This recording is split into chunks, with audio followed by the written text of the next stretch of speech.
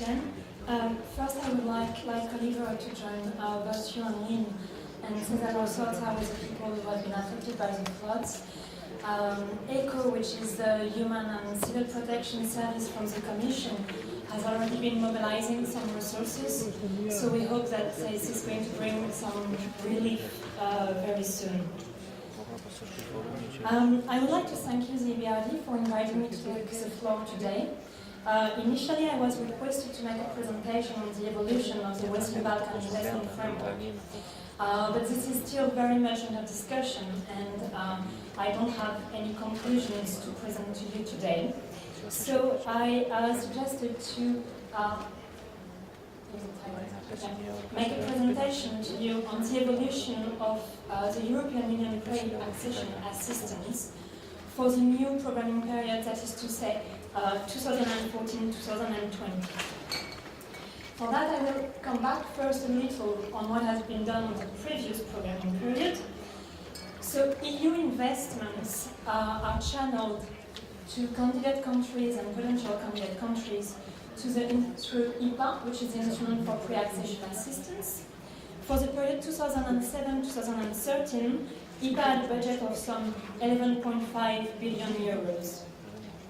The instrument is structured around national programs for each beneficiary countries and a multi-beneficiary program. Under IPA multi-beneficiary program, there is a key regional instrument that is dedicated to infrastructure projects. This is the Western Balkan Investment Framework. The Western Balkan Investment Framework is a joint initiative from the European Union, international financial institutions, bilateral donors, and of course the governments of the Western Balkans.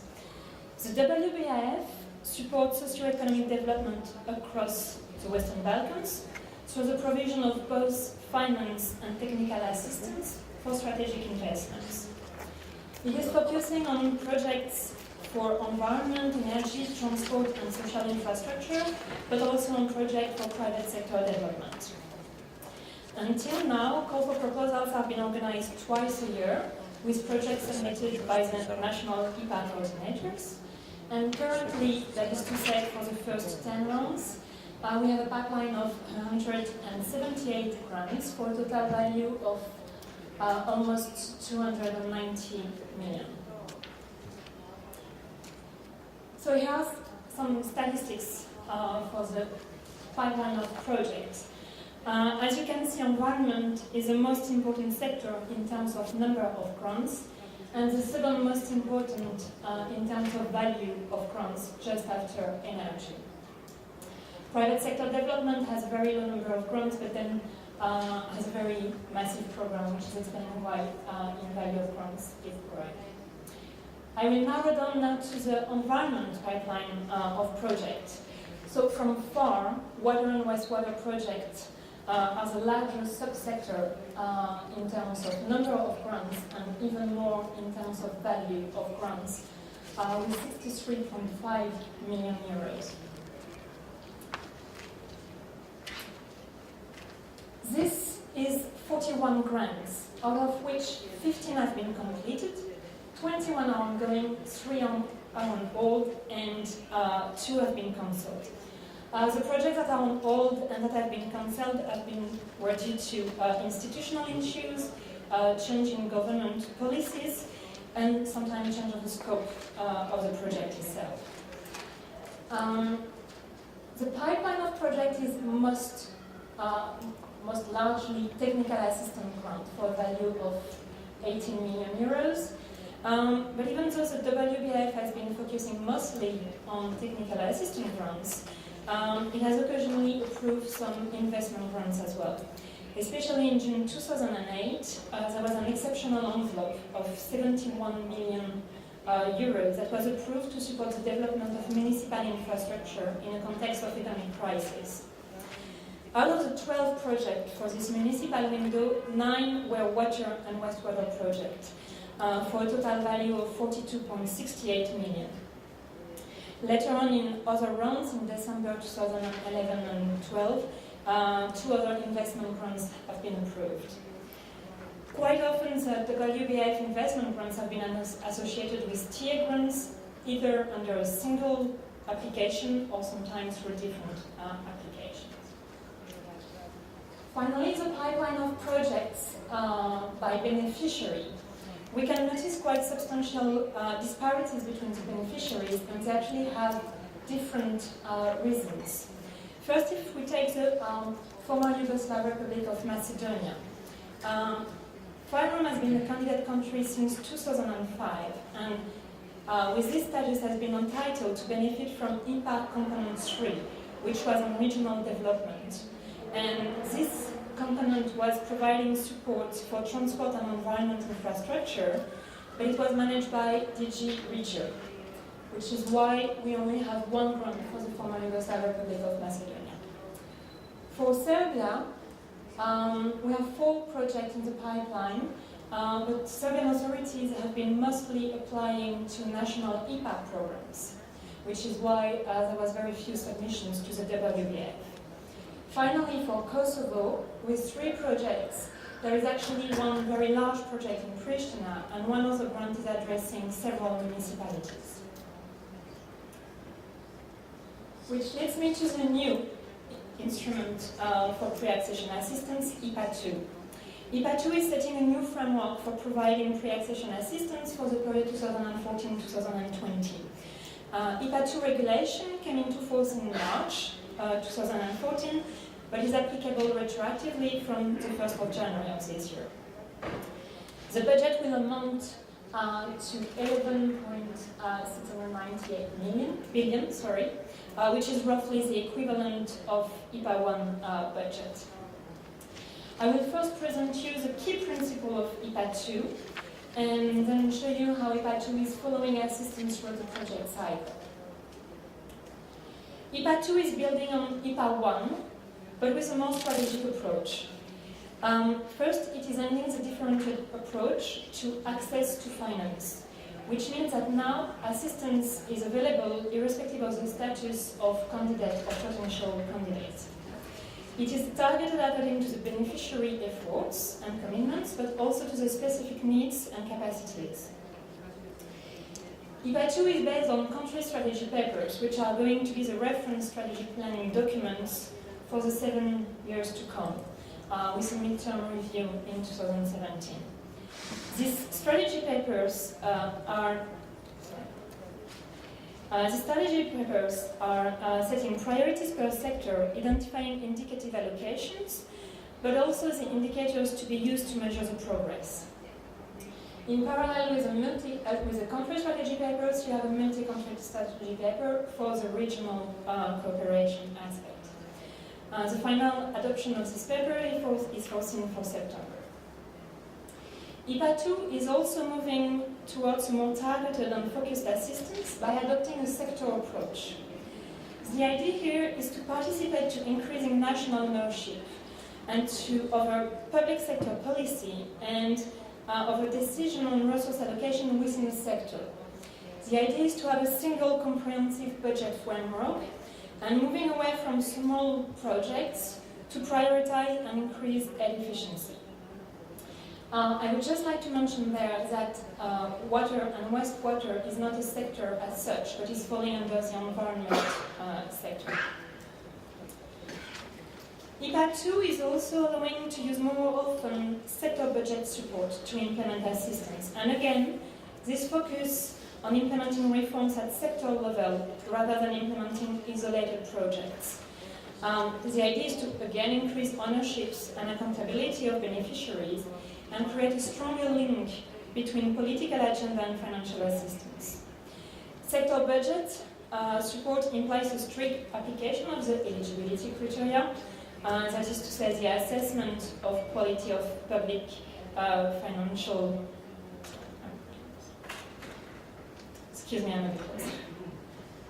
public financial management. And also clear definition to release the different tranches of the budget support.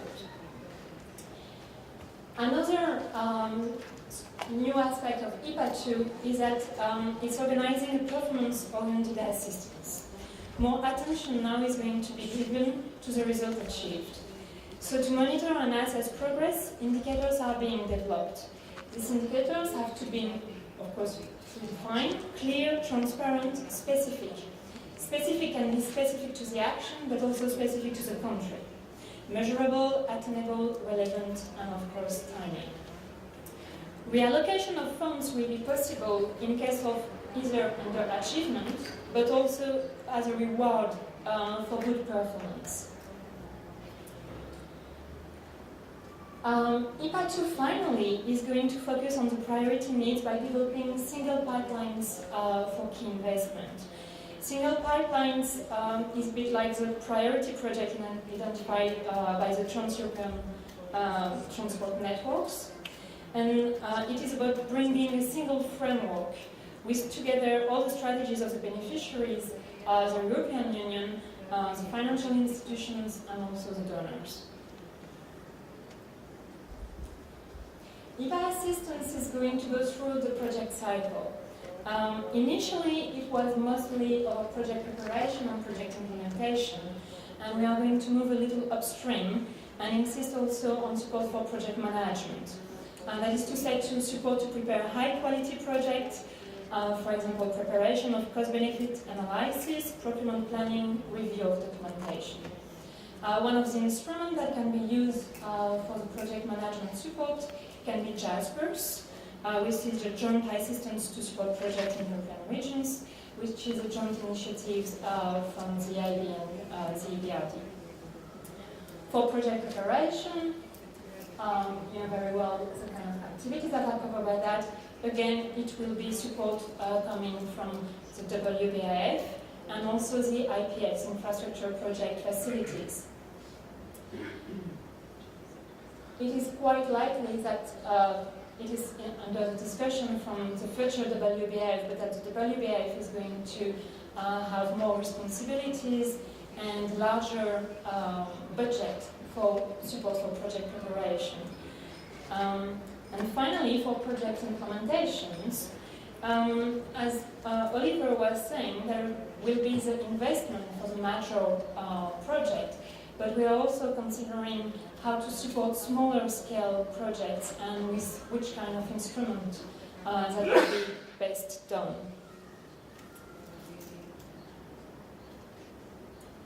So the future WBF, at the steering committee meeting in Athens in June 2013, it was decided to set a task force on the evolution of the WBF with the participation of all stakeholders. Three main tasks were decided then. First, it was to review in detail the existing pipeline of projects. Then to analyze how to strengthen structure and procedures of the program. And finally, to research how innovative financial instruments could support the financial support we have had so far. For the moment, an interim report was presented in December, and the final report is expected to be presented at the next steering committee in Berlin in June. To conclude, and come back to the specific sector of water and wastewater, under IPA 2, and it appears in all the country strategy papers, this is a strategic sector, both, of course, in terms of environmental and social benefits, but also in terms of EU accession to comply with EU Drinking Water Directive and the Urban Wastewater Directive. It is, however, very clear that there is a complex implementation with different aspects to take into consideration, like non-revenue water, tariffs, as we discussed already, collection rates, very generally all the operation and maintenance costs. And this specific complexity of the sector might actually require a specific approach for investment that will be different from other sectors. I thank you for your attention, and I'm available if you have questions.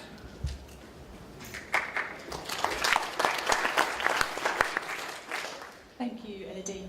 Does anyone have any questions?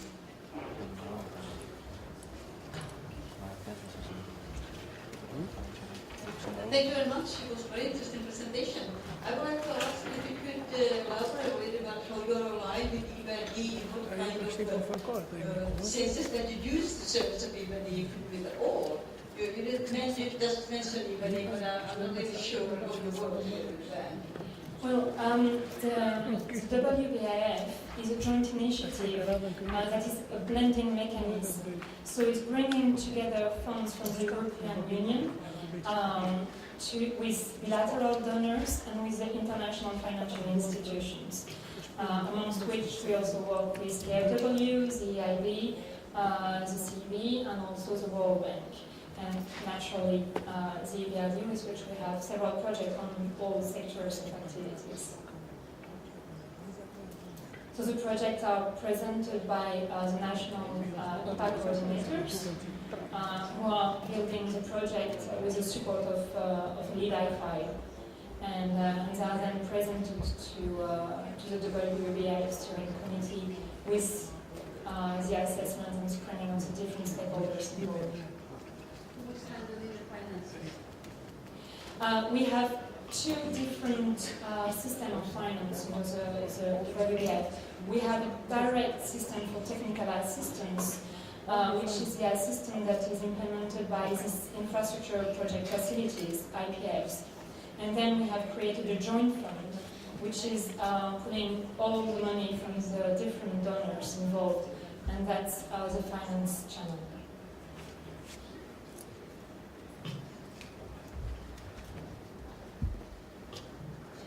Thank you, that was really very interesting overview. I mean, two questions from my side. I mean, first of all, how many projects in this region, EBRD projects, is WBIF supporting? I'd just be interested. I mean, maybe Caroline knows the answer to that.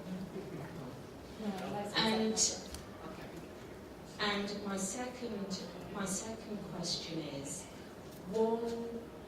one aspect that we are exploring here is whether EBRD could co-finance with equal funds in the municipal sector, like we are doing in Croatia with the cohesion funds and in Romania. And I just wondered what your view was on that overall concept. Just to come back a quick second on your first question, it's not just necessarily about how many grants the EBRD has under the WBF, but as you see, sometimes the figures are changing when you are going to the value of grants. So sometimes you have very small grants for feasibility studies, and if you have investment grants, then of course it's changing the nature of the portfolio of projects. When it comes to the co-financing, for the moment, also maybe because to come to the previous question, our projects were mostly at the stage of preparation.